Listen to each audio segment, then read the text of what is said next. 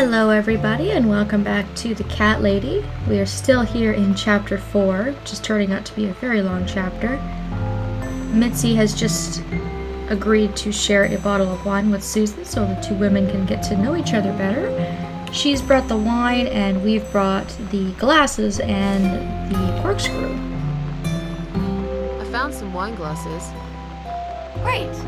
Now all we need is a corkscrew. So when you gather the items, just select them in your inventory and then give them to Mitzi. There you go. Let's get that bottle opened. All right! That's all we need. Oh, and Miss Ashworth, I really must say this before we start. Yeah? I promise I won't cut your throat when you're asleep. Very funny, Mitzi. Oh, no, I mean it. That's fine. But just so you know, I always sleep with my eyes open. It's nice to be able to see Susan making some jokes and getting along with somebody, you know.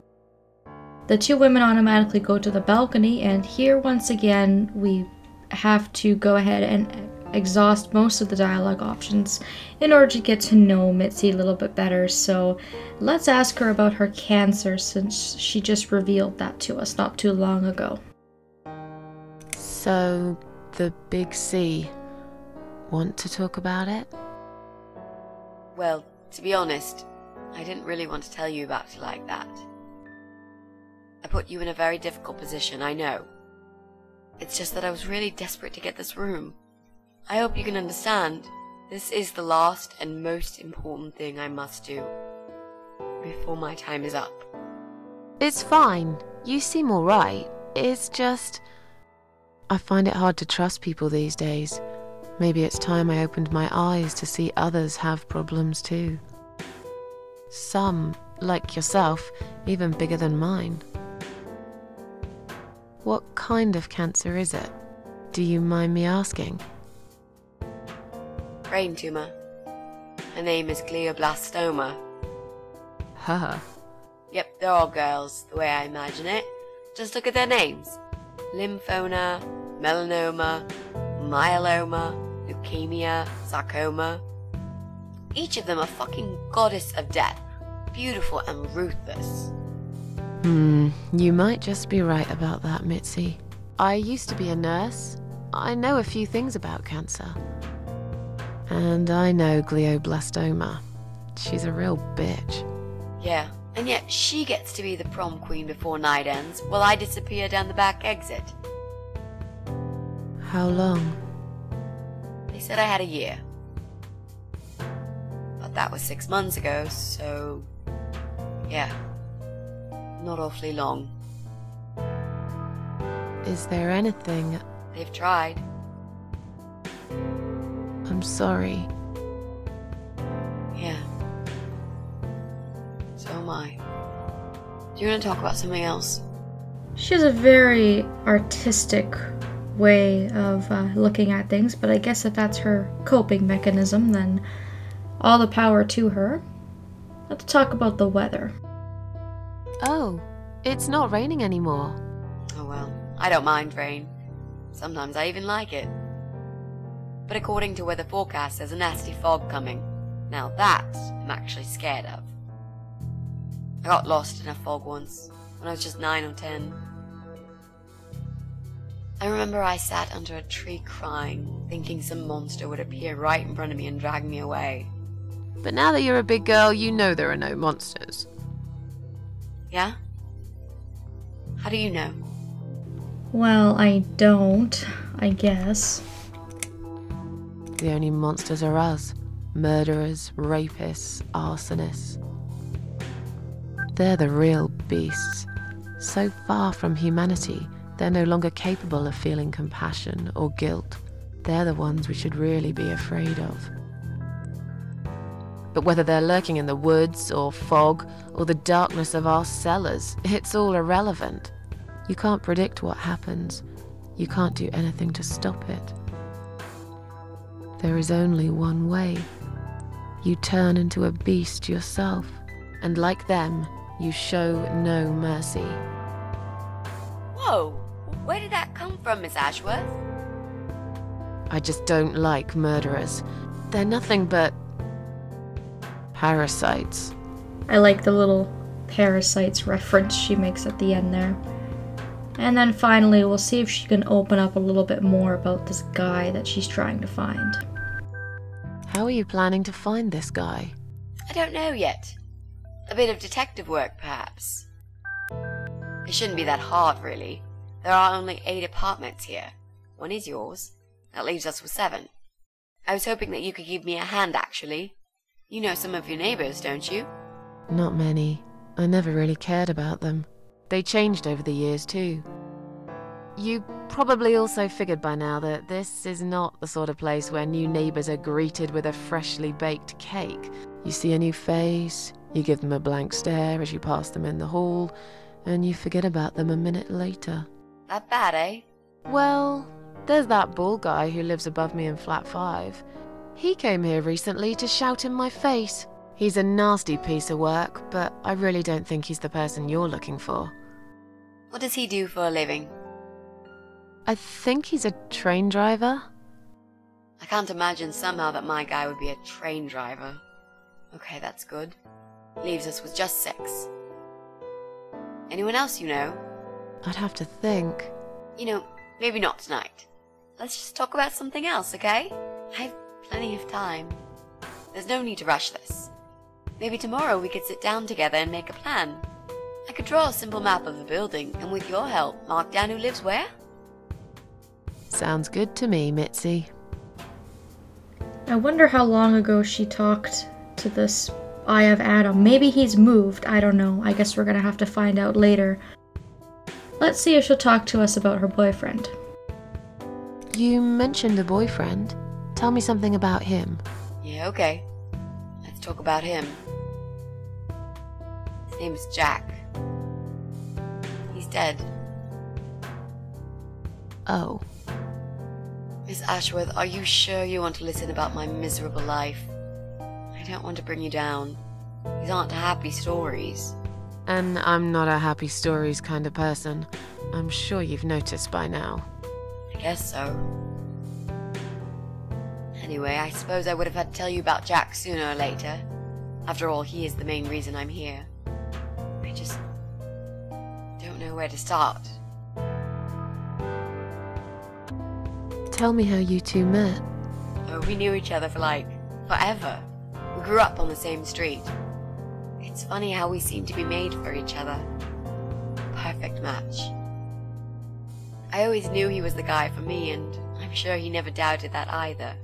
Jack was absolutely crazy about me.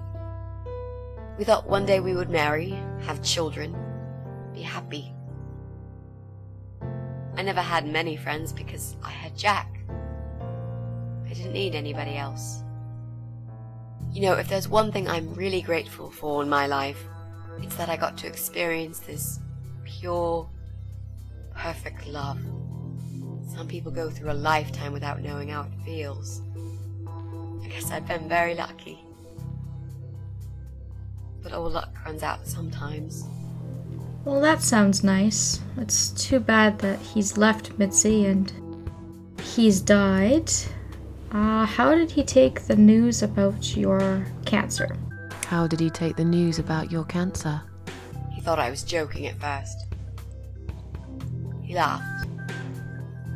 Then he got really angry. I swore to him I was serious, but he still wouldn't believe me. We had a big fight that night. It was our first and only fight. It was awful. He smashed some stuff. His guitar, of all things, was the worst. He loved that guitar. Why did he break it? He was absolutely furious. He walked out on me that night, and when he came back the next day, he was different. Begged me to try surgery and chemotherapy. I didn't really want those things, but I did the chemo for him. It didn't help. It just made me feel sick all the time. I felt trapped in this strange place where nothing that happened around me seemed real. Maybe that's why I didn't see what my cancer was doing to Jack, and it was destroying him as well. He changed. He became obsessed with death. It seemed death was all he ever thought about, even though it was me, not him, who was supposed to die. So obviously he didn't take that very well. Let's change it to a lighter note and ask about his work as an artist. Jack made those pictures on your wall. Was he an artist? He always liked all kinds of morbid stuff, whether it was music, movies, paintings. So do I, really. We had that in common, amongst other things. People say it's depressing to listen to sad songs or watch sad films, but I never felt that way. And yet, you are scared of fog? Oh, that's different. I might be scared of fog, but I like spiders. They're beautiful. You must be out of your mind, Mitzi. No, honestly, there is a certain indescribable beauty in sadness. Just like there's beauty in the grey and ugly winter morning when you look past the obvious and notice what others can't see. You must love my apartment then. It's like Ugly took a vacation here and never went home again. I like that. Finally, we'll address the elephant in the room and we'll ask Mitzi how Jack died. How did he die? How did Jack die?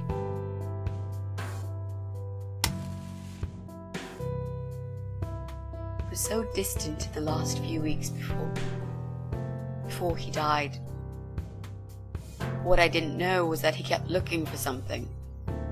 I don't think he even knew what exactly, but it eventually found him. Or rather, he found him. There are those forums online, you know, about all sorts of stuff. Fishing, computer games, horses, gambling, addictions, everything really. Accidentally, Jack stumbled upon one about suicide. There's a guy there, calls himself the Eye of Adam. He's a fucking god on that forum. It's like a failed suicide club. People mostly try to help each other and offer support. Sometimes it just helps to know there are others like you, to listen to their stories and how they cope with their lives. But the Eye of Adam is an advocate of death. He dwells on human weakness. His job is to plant an idea, to give them a reason to die and tell them how to do it, once and for good. Jack took the bait. Before he knew, he was completely brainwashed. One day he sat down with me and tried to explain his perfect solution. It was the Romeo and Juliet kind of scenario. We were both to die together in each other's arms. It was supposed to be a quick and foolproof death. There was no chance we would have been saved, all thanks to the Eye of Adam, who created a tool for perfect suicide. He told me it was very simple. All we needed were 2 easily accessible household chemicals, which combined together create a gas called hydrogen sulfide that kills you within a couple of minutes. I told him he was fucking nuts, of course, but he just wouldn't give up. He reasoned with me, and he begged, and eventually just kept screaming at me. I figured it was his crazy idea of a modern romance, but it was downright tacky and just wrong. Finally, he said he would get everything ready and wait for me in our special place at dawn, 5 in the morning. Don't be late. Those were his last words he said to me. Then he stormed out. I cried for hours, thinking I didn't deserve all that from the person I loved most in the whole world. A few times I even tried to persuade myself that maybe he was right and I should do it. But I just couldn't. I eventually fell asleep. I didn't plan it. My head was killing me. I was so tired. I woke up suddenly. I could see the sun rising out my window. It was nearly 5. In utter panic, I threw myself off the bed and ran out the door. I needed to stop him. I needed to get there before it was too late. But right there in my bedroom, before I even left, I already knew it was. When I arrived at our special place, it was already bright. We used to go there in the past, drink wine, sometimes smoke weed and listen to Pink Floyd, sometimes make love in Jack's car. There wasn't really anything special about that old parking lot. But else there was. It was completely abandoned. It was quiet. It was safe. After that day, I've never gone there again. So we get to play as Mitzi now as she relives her flashback. And all we really have to do is just keep walking to the left through the abandoned parking lot. And you can find Jack's car.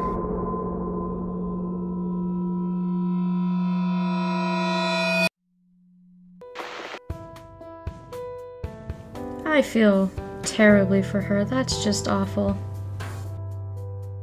I'm so sorry. I think now I understand. He loved you so much, he couldn't bear the thought of living without you. And that guy, the Eye of Adam. I'm not surprised you want to find him. I know I would. I'm not sure if I should believe that you only want to talk to him. But hey, that's none of my business. I wouldn't know what I'd do if this happened to me. Good to know, but I really just want to talk. I want to face Jack's killer and tell him what he's done to me. You know, the funny part is that he actually told me where he lives. He wants to meet me. Would you believe that? How come? Well, this kind of thing he does is called trolling on the internet. It's usually a form of extreme bullying, psychological cruelty.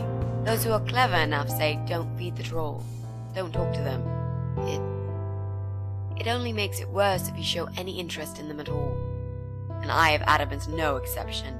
He craves attention. He's a hungry troll who wants to devour as many hearts as he can get a hold of.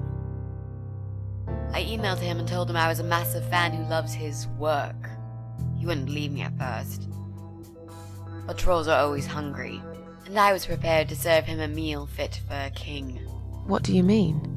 I fed him so much bullshit that he really believed I'm a suicide preacher just like him. Great. I wish he'd given you his door number, though. It's all a part of some sick game he's playing. Sooner or later, I'll find him. There were signs on the car windows. Warning signs, yeah. I found on that forum that the Eye of Adam doesn't want any accidental deaths. So he posted this poster design for people to print. It turns out there's a whole sick ideology behind it. Fumes from the car could hurt anyone who opens the door, and that's not the point. The idea is to die willingly and with clear mind, to prepare for it, to embrace it. Jesus. You'd think the police would investigate the whole thing. Sounds almost like a sect. This guy knows how to hide. The police can't be bothered to make an effort. It took me 3 months to track him down. Now I'm finally so close. I can almost smell that fucker. That guy seems pretty sick, to be honest. What are those two chemical products? Well, I'm not sure if you want to know that. I get it. You don't want to tell me because I'm a fucking suicidal maniac. Is that it?